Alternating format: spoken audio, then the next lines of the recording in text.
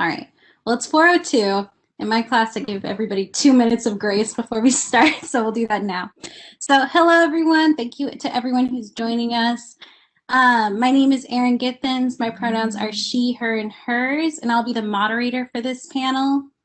So before we start and really dive deep into this amazing panel with some amazing people I'm excited to work with, I do want to start by doing a land acknowledgement and acknowledging the native land that we are on. So we're all across California, or maybe even outside of California if we're lucky. Glad you are here. But I'm on the traditional land of the Tongva peoples, past and present, and we honor them with gratitude, the land itself, who have stewarded this land for generations. So for me, I'm on Tongva land because I'm currently in Los Angeles. So if you would like to know more about your native land, you can go to nativeland.ca to find out more about your native land. And if you guys even want to drop it in the chat of which land you are on, you may do so. Okay, so some housekeeping things before we start. So this is a panel that's part of Tuesday Takeovers, which is like a partnership with the CTA Racial Equity Affairs Committee and the CTA Civil Rights and Education Committee. So we're working together for this Tuesday Takeover to talk about ethnic studies. And this is a partnership where we've been diving into different topics of ethnic studies. So this is the first one where we will have amazing students or former students who have taken ethnic studies courses who will be sharing the impacts that the courses have had on them. So I would like to, before we begin though, acknowledge we have an amazing staff who wish to remain anonymous. So hello, thank you to our amazing staff. If you all want to give them a hand with your WebEx features, please do so. We would not be here without you. Okay. And let me go ahead and introduce our amazing panelists. So like I said, this question is to all of you guys, and you guys may answer it at any way in any order that you guys would prefer. So could you guys please share your names, pronouns if interested, and where you go to school? Well, I'll go first. My name is Rena Carter. I am a junior at Edison High School, which is in Fresno, California. My pronouns are she, her, and hers. My name is Sam Gerson-Shumate. My pronouns are he, him, and I'm a 10th grader at La Jolla High School. Hello, my name is Gladys Torres, and I am a senior at James Logan High School in Union City, and I go by she, her, and hers. Hi, everyone. I'm assuming I'm the oldest of the bunch. My name is Jaren Penalosa. My pronouns are he, him, his. I come from the Ohlone land in Union City, and I am currently a first-year teacher at Studies and Social Science. Thank you, everyone. So I do want to point out there are 4 panelists. The amazing Gladys is having tech issues because why wouldn't there be some tech issues, right? So, but she is still here to contribute. Okay. So like I said before, this has been part of a series. So we've talked about what ethnic studies is, why it's needed. We talked about challenges of, implementing it, because ideally every student in California would be taking ethnic studies courses. So that's what we'll be diving in today. So my first question for you all is, how has ethnic studies immediately impacted your overall schooling experience? I'd like to go first. I just feel like ethnic studies had reinforced really what I was taught at home, but which a lot of people do not have. And I feel like it's a place for students to feel comfortable in. It's ethnic studies classes like allow students to give their opinions and not be questioned about it. Get answers for the questions that they do have. It also allows students to learn and be educated by their own history. Which also gives an understanding of yourself as well as other students to learn about other people, which gives an understanding and also allows students to create relationships through these understandings of other ethnicities.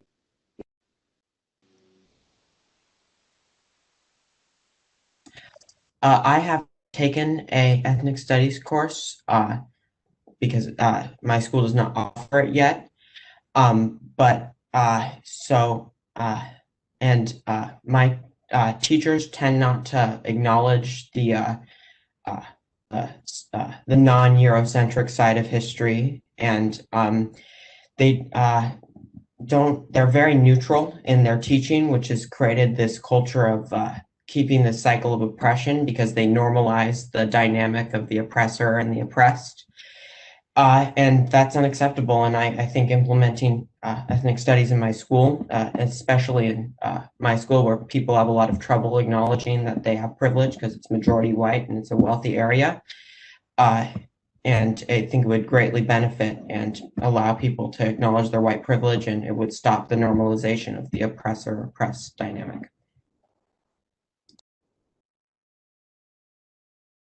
Hi. So I've grown up in an immigrant household, so my school life and home life have been very distinct.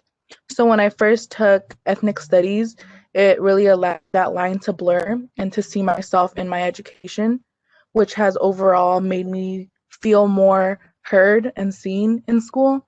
So that has made my overall school experience a lot more real and raw, I guess.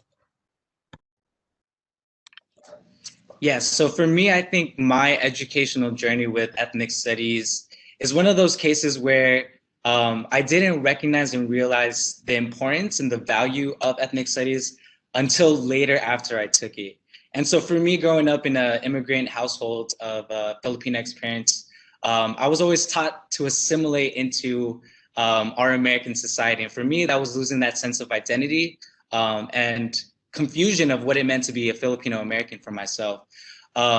So with the lack of representation in the curriculum and without seeing myself, I grew to hate myself and others that looked like me. And all of my teachers and disconnect from history was a very dehumanizing experience because one, not seeing myself in the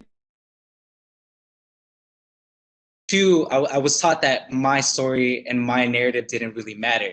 And so when I took ethnic studies in 2010 as a freshman, I wasn't really convinced, or I wasn't really,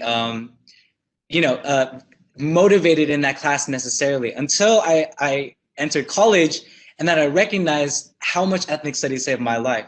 And obviously, I'm here today as a teacher teaching ethnic studies, but it wasn't until college that I recognized how important it was, and even minoring and taking ethnic studies classes at a university made me realize and recognize it's more than just a class. And I think it changed my life and it saved my life, essentially.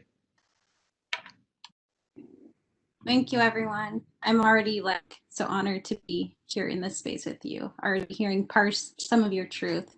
So I do want to remind our audience that if there is ever a time where you have a burning question that you want to ask, we will have time at the end to ask questions. So feel free to put it in the Q&A feature and we will do our best to get to it. So after kind of hearing some of what you said and kind of thinking about the previous Tuesday takeovers, many of our educators shared that students feel so much more empowered to take action after taking an ethnic studies course. And I'm kind of curious for all of you, even you, Sam, I know you haven't taken the course yet or a course about it yet, but what have you been empowered to do when you've learned the truths? So for Sam, that might not be in a traditional school setting, but what did you all feel empowered to do based off what the truths you were given?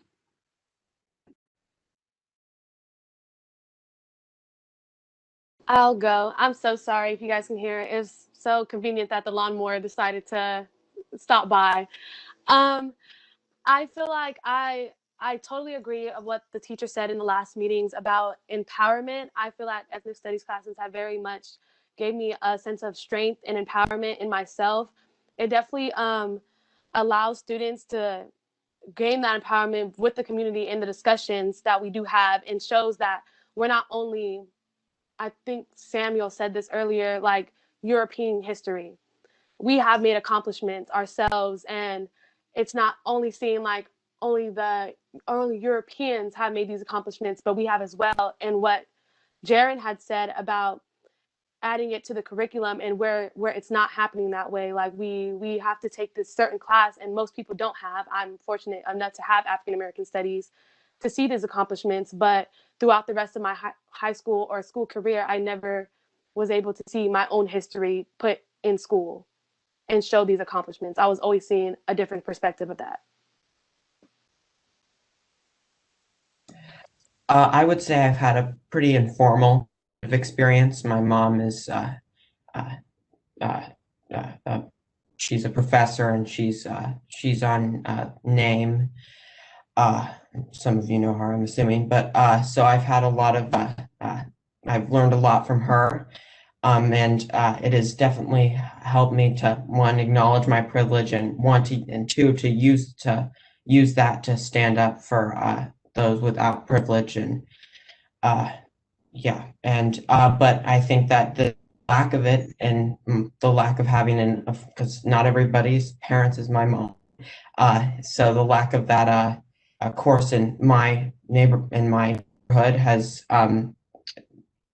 created a lot of problems with people not being able to acknowledge their privilege, and not using that privilege to help oppressed groups. And I think that we need to have the course so these people who are people my age in my school and in my social class, my privilege, can acknowledge their privilege and use it to help oppressed groups and minorities.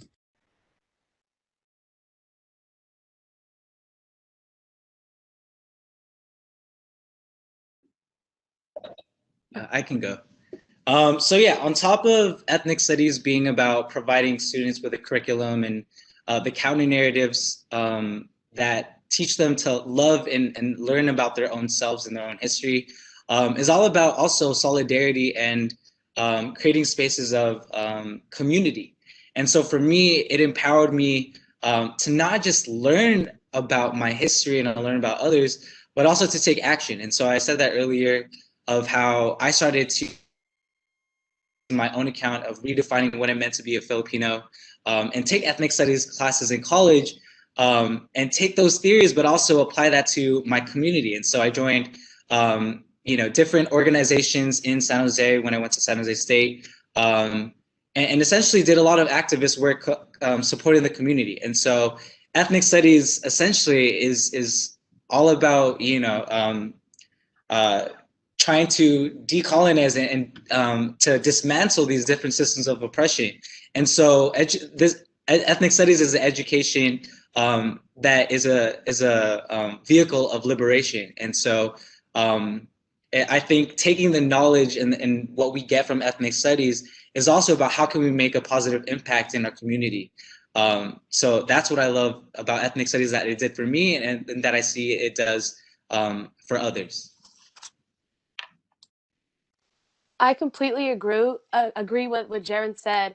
I feel that ethnic studies has really made me feel empowered, as he was saying, and I have took action upon myself to join. I'm in a ethnic studies committee for my district as well. I'm one of the only students in it, and I'm officer of BSU.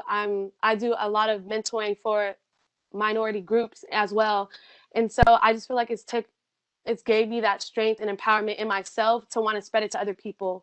So I like to do community service, like to tell people, even people younger than me, as I'm young myself, that we're not just what they say, and educate them on more than what we are educated ourselves, or people who aren't as privileged to have this ethnic studies in their own classes or school. Adding on to what Rain and Jaren were talking about, so ethnic studies for me has been empowering in the way that I'm seeing myself in education and the representation that comes with it, knowing that the curriculum that I'm learning isn't surrounding Eurocentric ideas and material, but it's also empowering in the sense that you're learning about your voice and learning that your voice has value, that you can then use that to your advantage and help yourself, help decolonize yourself, help amplify the voices of other people. So in all, it's empowering in more than one way. Thank you, guys. So you got me wondering, because you guys were saying that you have felt so like empowered based off this knowledge you've been given, and it's like a privilege to have that knowledge, right? So how do you guys think it's like affected your overall school culture? Because not all of the students at your school even have this knowledge with you. Do you feel like it's benefited your whole school culture? Do you, only some kids with this information are growing in certain ways? Or just kind of curious to see how it's played out in your dynamics, especially you, Sam, where, you know, it seems like it's far of a few where they get it. So I'm kind of curious to hear about that.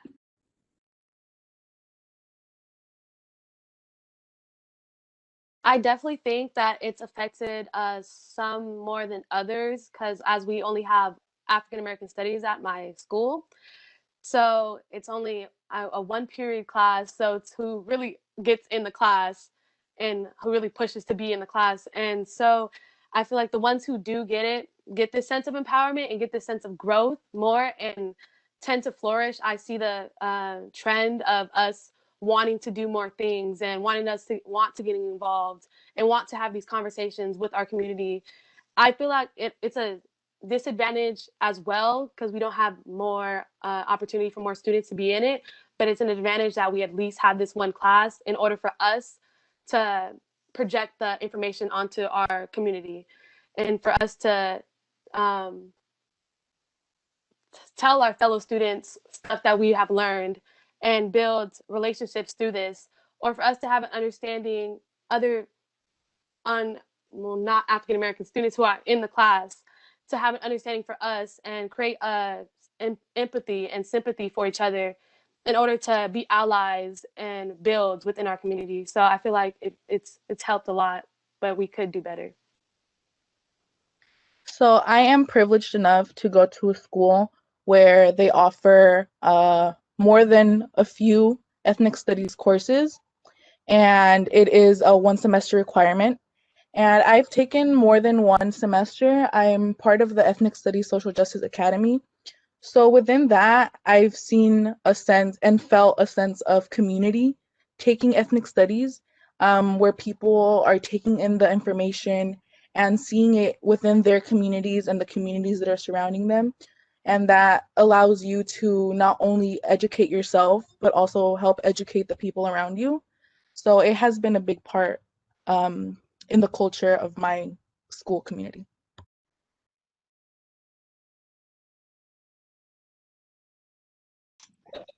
Yeah, and just to add on to Gladys, what she said, obviously because we're at the same school and district, it says a lot. I think because we have that honor and privilege that we have an ethnic studies department since the 70s, ever since the SFSU strike, and having it as a high school requirement shows a lot of progress into our community. As much as our community is that diverse, I think it creates that shift of culture of really understanding and radicalizing, understand our world, right? To read the world, to understand it, and to provide like a positive impact and change and want to create change for the community. And so having a department, and me being privileged enough to be in that department as well at the same time, and coming from the same school and being a product of the district, shows a testament of what ethnic studies can really do. At the same time, like me growing up and a lot of my experience with my friends, we took it as a privilege sometimes because, we thought everyone was taking ethnic studies across the world, across the state, across the US, and we didn't recognize that not a lot of not every high school, even in California, has ethnic studies and as a requirement. And so for us, we thought, that was, we didn't recognize how much of a privilege it was, because when we started going into our other social science classes, I started questioning that I was getting my freshman year. And so it really creates that culture of what everyone says, of empathy, of solidarity, of love, right? Because that ethnic studies transcends the classroom, and it goes into our community and into all spaces, right? Because ethnic studies is not just a social studies class. ethnic studies can be applied to art, to science, to math. And so when you have that pedagogy in all aspects of the school and, in different teachers, and I think it really shifts that culture of that community and what that school can be about.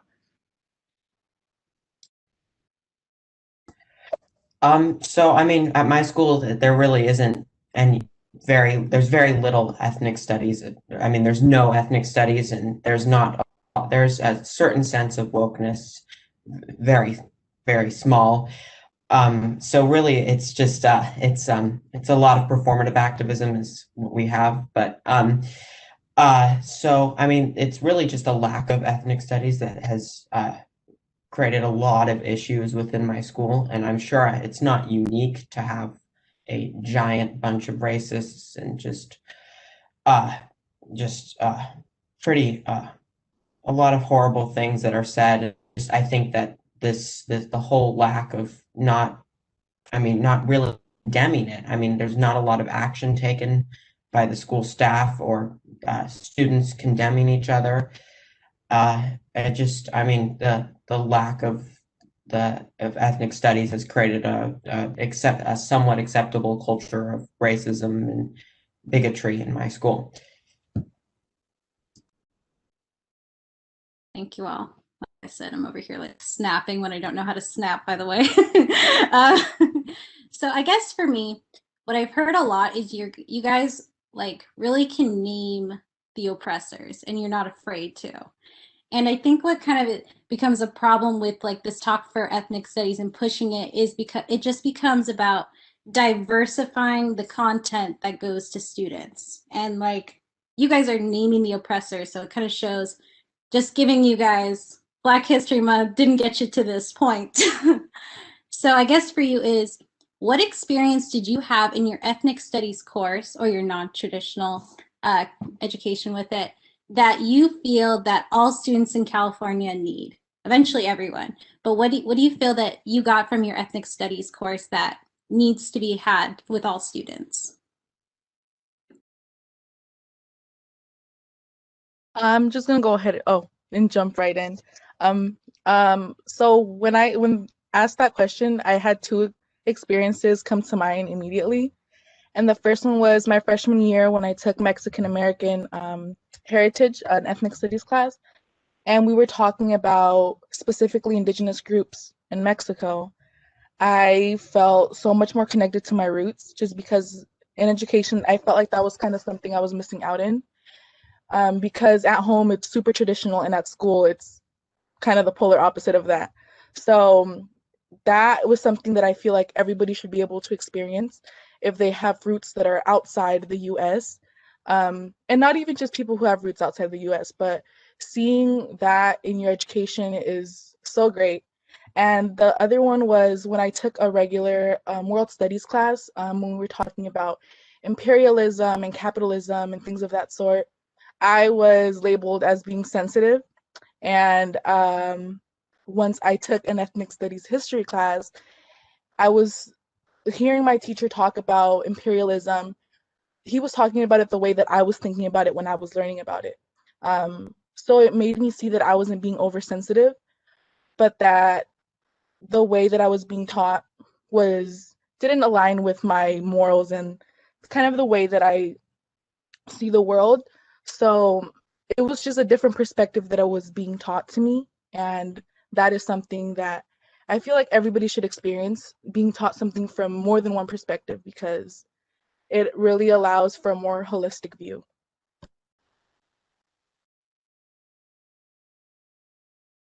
I think that, I mean, honestly, I think that literally acknowledging white privilege and just all the different types of privilege exist, and that systemic racism is a thing, and it's an evil, like it's an actual pandemic. It's a public health crisis, and it needs to be rooted out wherever it stands. I think that like just that on its own is like so important, because I mean, I'm sure everyone here has probably had an experience with people that literally do not think either of those things exist. And I mean, at least for white students, I think that everything needs to change for them, but it's going to be kind of hard for them, and that's ridiculous that it should be, but to understand that, and I think that, I mean, really starting with those two basics is very important for them to understand everything else.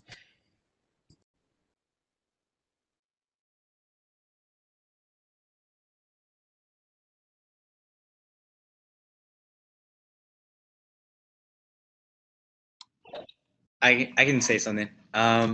So I always tell this story to all my mentors and people in ethnic studies, but I want to give a shout out to one of my mentor teachers and colleagues who was here last week on the conversation of ethnic studies, Ivan Santos.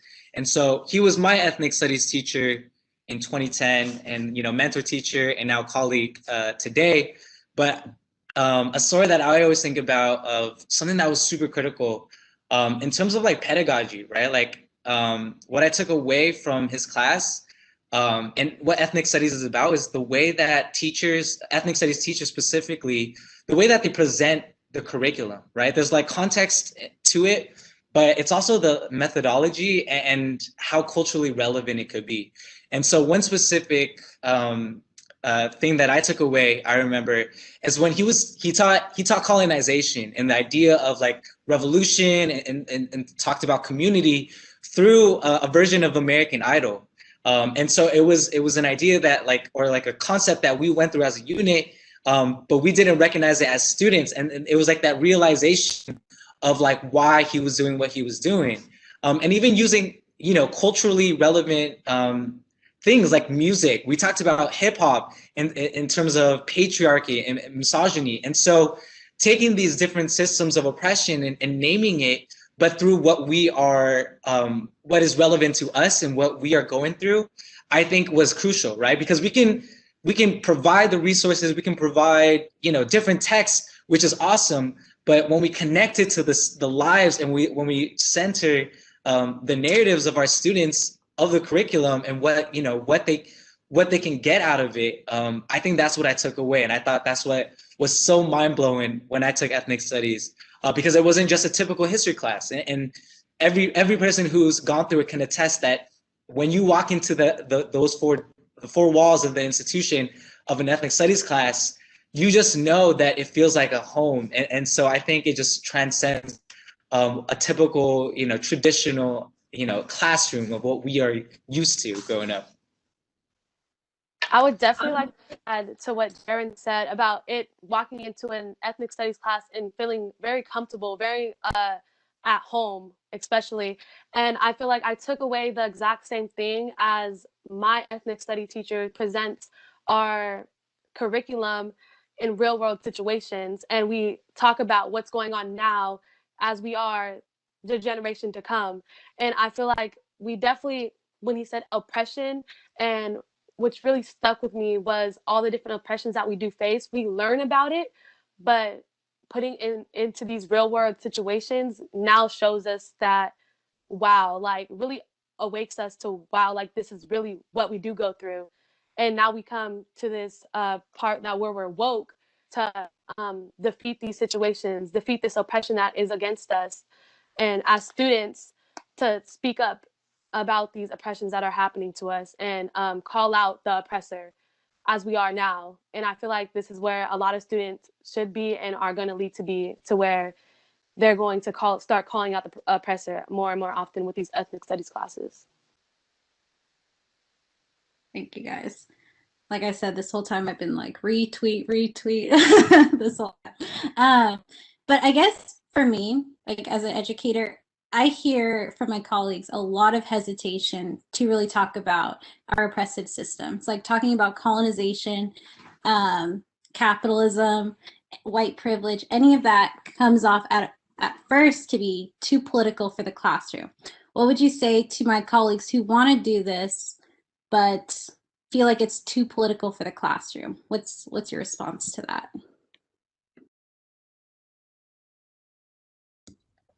I would honestly just say that reality is political. I mean, you can do your best to try to stay neutral on any issue you want, but I mean, it's just you can't. I mean, I know that I'm sure that you're mandated to stay political, or stay apolitical.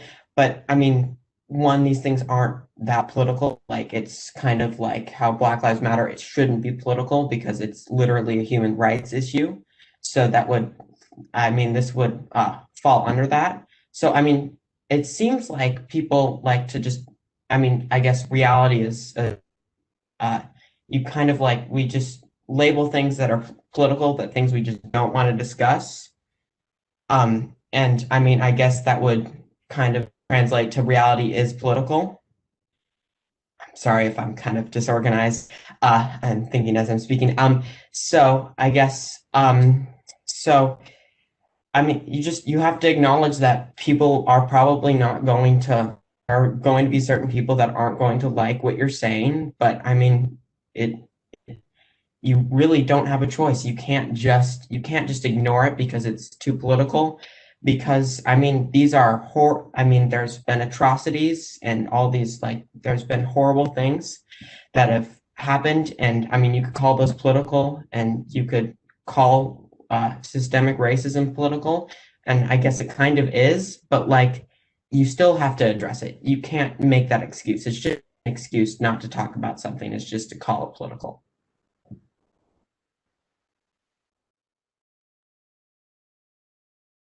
Um, so I've had teachers before that don't want to talk about certain situations because it's too political. Specifically, the most recent one would be with the Capitol Hill incident, that I had some teachers not want to, talk about it or pick a side. But when something is so blatantly about racism or white supremacy, and a teacher chooses to try to stay neutral about it, it feels like you're turning your back on your students of color, because some of us don't have the privilege to just ignore what's going on the news and ignore what's going on in the world and just go on with our day.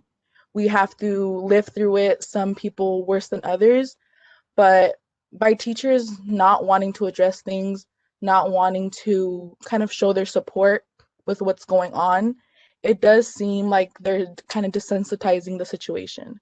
So, yeah. I completely agree with both of what they said, especially of supporting students of color. I feel like teachers saying things are too political, and I get what Samuel's saying, where he's saying like kind of life is political because that's what they try to make it seem, as if but they're really just real world issues that, like he said, they don't want to discuss. And I feel like as a student, it's kind of like, especially as we're getting older, as going to be young adults, um, it's kind of like ways where it's like you're kind of tiptoeing around me, like, and I like just tell me how it is, basically, like tell me how it is, and let's have a discussion. Like we can sit down and have a discussion about what's going on, and it's not when you're ignoring it or don't want to discuss it. It doesn't feel like you're recognizing me for what's going on.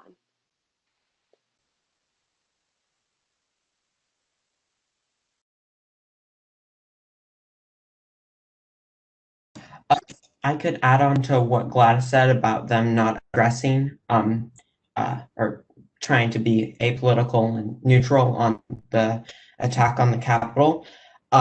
So I mean, so when my principal sent out an email, it was very neutral, almost spineless. I personally thought it was very. I just he didn't really address it. He didn't like address the entire topic. And then I was talking to one about my friends about it, and who's white, and he basically said it was fine that it was apolitical, that it, and I was like, I thought that was that's the whole issue here, is that they've normalized being apolitical when it shouldn't be apolitical. I mean, it wasn't apolitical. It was white supremacists who committed a terrorist attack. You can't be not political for that. And white supremacy really, it shouldn't be political. It shouldn't be something embraced by one party, but that's another discussion.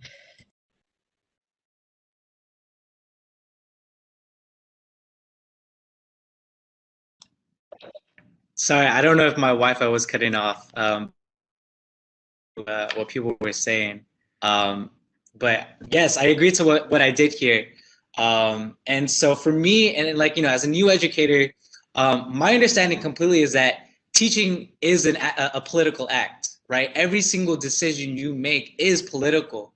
And so when I hear, and when I've, grown up learning that, you can't be political as a teacher, right? But all of the things you do is political. What books you choose to center, what curriculum, who you center in your curriculum.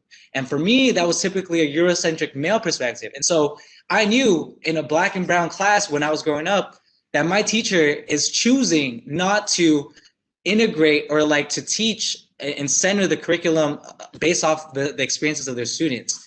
And other things, the way that we treat especially Black and brown youth across this country, right? In terms of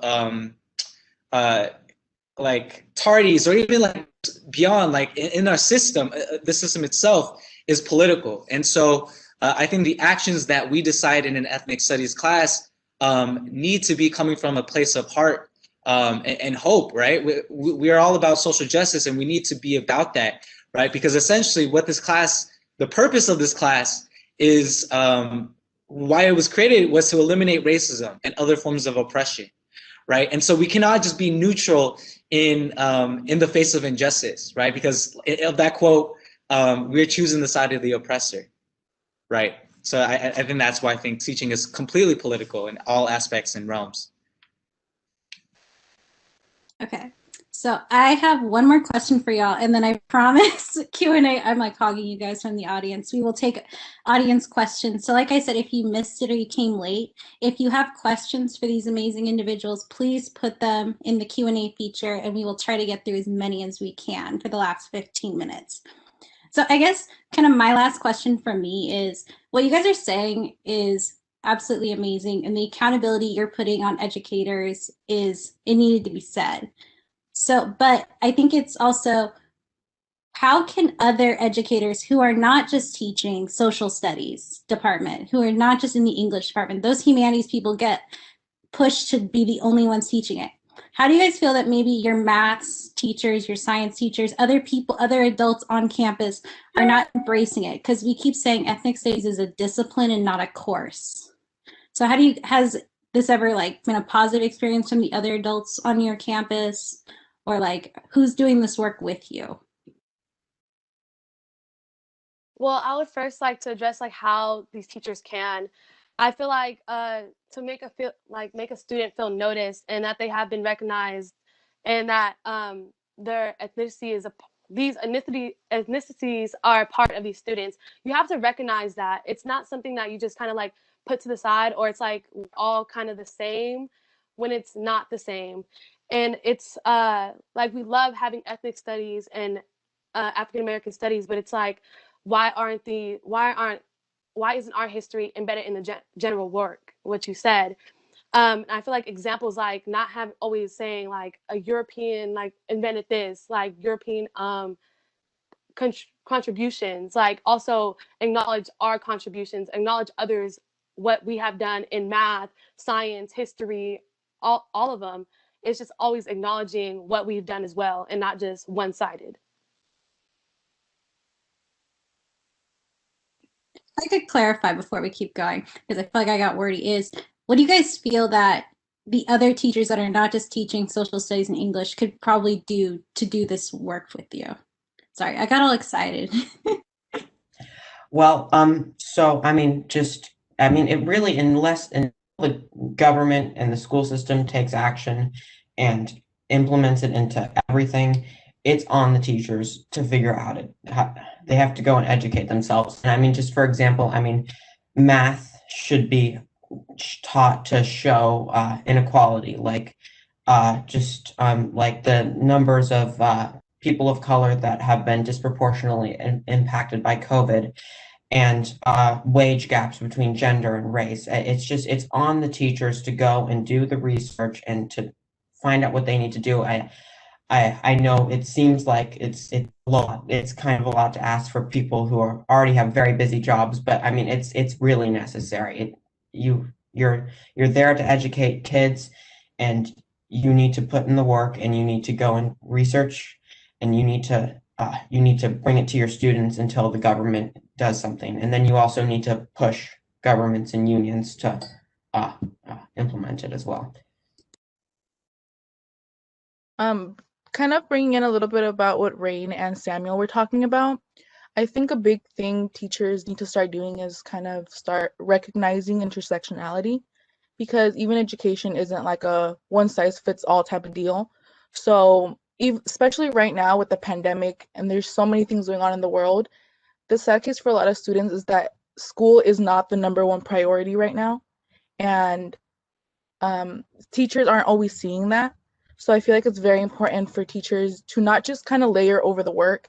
If you know, for example, with Black Lives Matter, you know this whole deal is going on and you're just piling on work without acknowledging the existence, without acknowledging the struggles that people are going through. It's just kind of just you keep adding to the cycle of oppression instead of actually educating and helping your students. Yes, I love the intersectionality portion. And I agree to everyone here. I think oftentimes when, people and students and educators think about ethnic studies, they think interdisciplinary between history and English, right? Where it's, most common, often seen, right? For in English, you can replace the texts that are often given by the department to center, right, Black, Indigenous, POC folks of their narratives. And I've seen it in other districts, like especially like in SFUSD. I've seen science and math educators integrate ethnic studies, right? Like others said, you can integrate math problems that actually connect what's happening in the community, right? Be community responsive to math problems rather than just a random math question, John Smith, that no one understands who's John Smith from a random city that was made up, right? If you talk about inequity in terms of like poverty or, distance of, traveling, using math, right? That's ethnic studies right there, or even science. I've seen one of my friends in SoCal teach on their wall, just having accomplishments of Asian American scientists on their wall of that timeline. And so just integrating not just people of color, Black, Indigenous people of color into the curriculum, but including the students involved, right? Because oftentimes, like for science, for example, when we think of who becomes scientists, we don't often see ourselves, right? Because we always think of Albert Einstein or all of these, very white male scientists. And with that lack of representation, we don't see ourselves reflected. And we don't tell our youth and we don't tell our kids that we can be those people, right? Because we're taught, and, with these standards, standards of what we're supposed to be teaching. And like I said, at the end of the day, it's all about pedagogy, right? Like you can include and diverse your curriculum, but what are you doing in terms of the method and the context of your class, right? You can provide the theory, but like, how are you making it that your class has the values of ethnic studies, of authentic care, critical hope, solidarity, and so it's not just like, let's just add voices or like, let's just add POC narratives, as a way to diversify our curriculum. I think that's a great start, but there's a lot of work that goes beyond. I think people, don't think ethnic studies has or knows. So yeah. Thank you all. I really appreciate you for speaking your truths. So I'm going to start giving you questions from our audience who have been absolutely like loving you guys. So I guess the first question from the audience is, have you guys faced any negative experience for your activism? And that could be from your peers, people on staff, your community.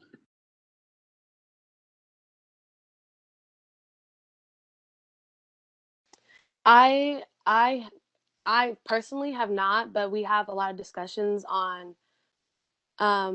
me and my BSUs or African American peers. I know that we've had experience with like maybe we've had like we didn't talk all day for like it was, I cannot remember, but I just remember a teacher really just enforcing like, I'll give you extra credit if you talk. Like, I'll give you this if you talk. Like, not really recognizing what we were standing for.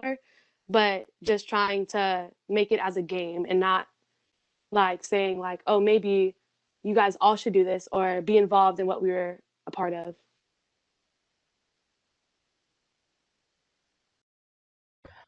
Personally, I feel like I have not dove in deep enough into activism. So I haven't really received as much backlash, but I have gotten the common oh, you're just being too sensitive, or what are you going to be mad about today type of comments. So yeah.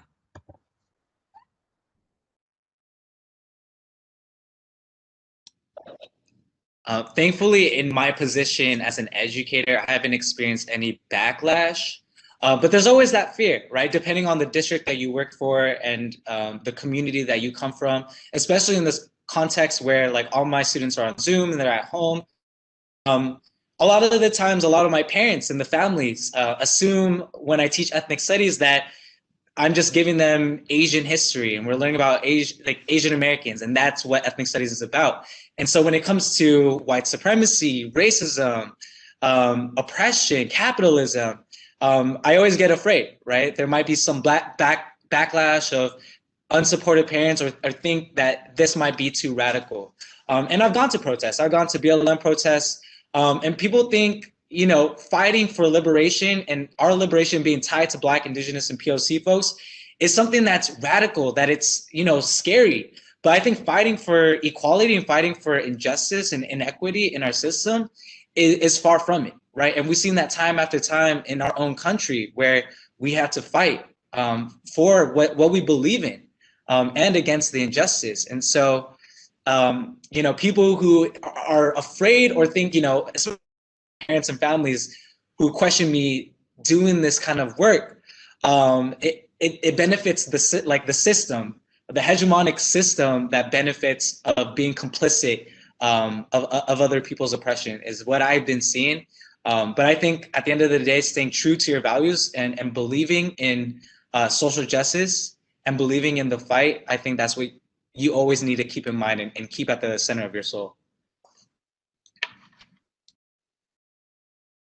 I personally have not ever experienced any. I'm minimally activist, but I'm also white and male, so I'm significantly less likely because of that privilege to ever be criticized for pretty much anything, which is not okay. But I want to use that privilege that I've been given, I didn't earn, to become more activists and fight for minorities and oppressed groups. Thank you, guys. So, while ethnic studies is not a requirement right now, there's a lot of different ways ethnic studies has been implemented. So, is there a specific class you would like to be added to the ethnic studies program? Like on any particular subject or subjects, combining certain topics, anything that needs to be centered? What do you think should be added?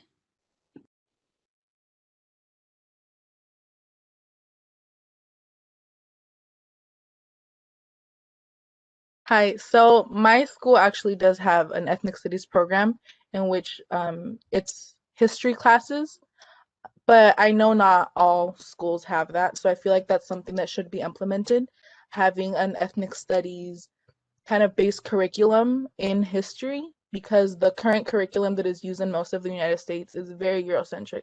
So that would be my class I feel like more schools should have.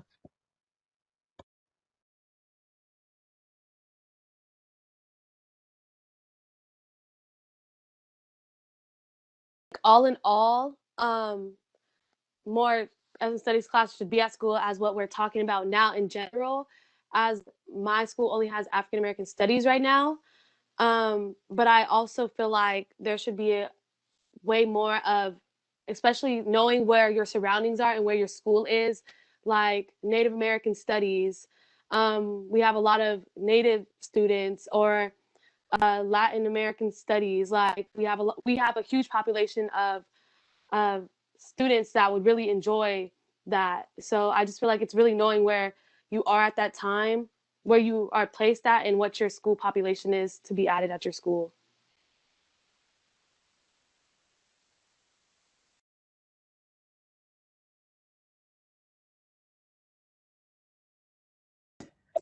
I mean, because we have no classes, I would be happy with anything. And I mean, I guess if you went off demographics and what my school has the highest population, I mean, it would of course be Latinx studies. But I mean, I really think that we just need some sort of general, any sort of ethnic studies at all at my school, because we have none. Yeah, and just to add on to what Gladys said earlier, we have the honor to have ethnic studies since the 70s and have an actual department. And we have over nine classes. So we have African American history, issues in ethnic studies, Asian American studies, Latinx issues, LGBTQ+, ethnic women studies, Mexican American heritage, and African American. And so we have variety of high school requirement ethnic studies classes. So I just wanted to list those out of how honored I am to come from this legacy. Thank you. So most of our audience is educators, because this is put on by the California Teachers Association. So they want to know, how can people who are new to ethnic studies get started? Do you have any advice for them on people besides them just going to buy a book and, you know? I feel like really anything, like just educate yourself. You could do anything, watch a show, start off a book. It could be anything, a drawing, like anything could help you start off anywhere. Anything is always a step. Educating yourself on this topic is always a step to greatness. So that's what I think.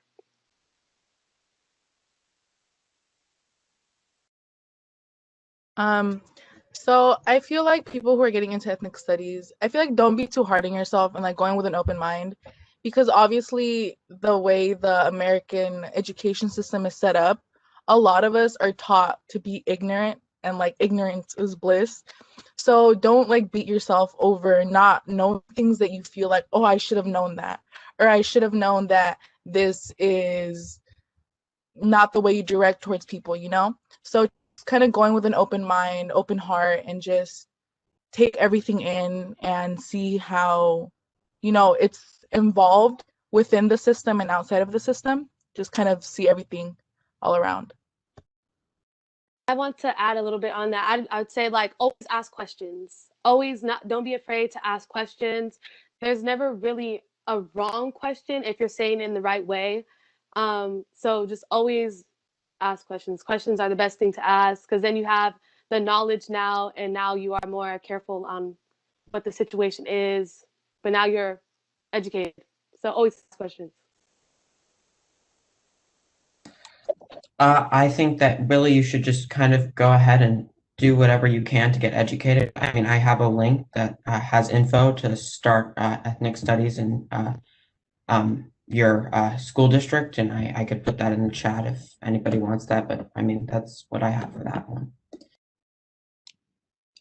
I feel like I can attest to this because I am a first year teacher.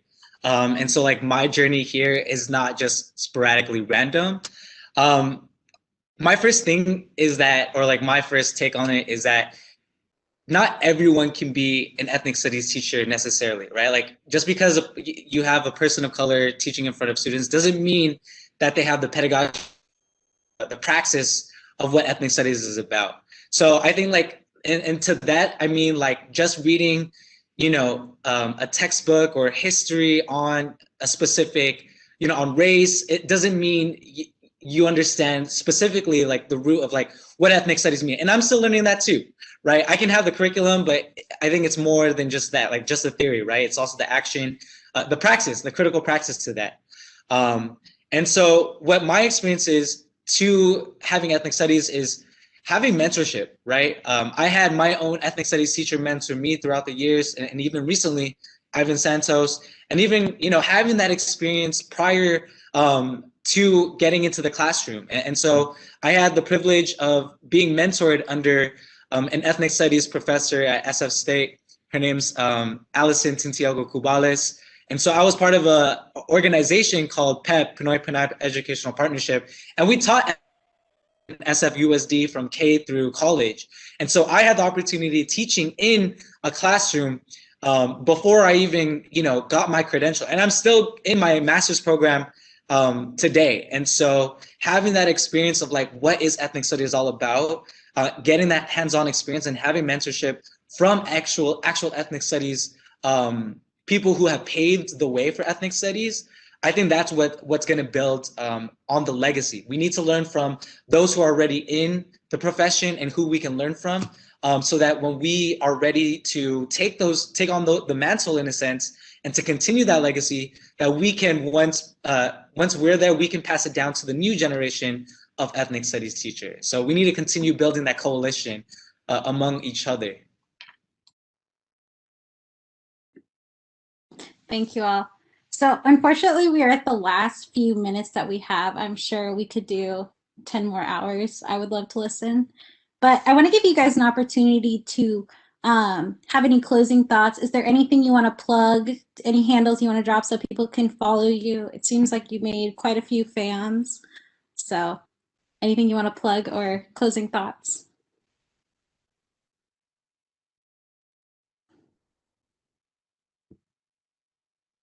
I'd just like to say to everyone, thank you guys for listening to us. We really appreciate it. I love having conversations like this. So, just this yourself is educating yourself. So thank you guys for being here and listening to us, Yeah, I just want to say thank you to everyone on this panel. I think sharing the sacred space, even if it's on the virtual world, means a lot to me, and it means a lot, especially to ethnic studies. And for me to be invited into this space as of like a young person, but also stepping in the realm as a new teacher. And I want to honor every teacher or student that came through and watched this hour. I would love to connect with other teachers, of course, always a student, and so learning from others. And so I would love the opportunity, even with the students here. I think it's dope to, like I said, build that coalition. Like I said, ethnic studies is all about community. And so we got to continue building and being caring for one another. So I appreciate and thank you again for having me here.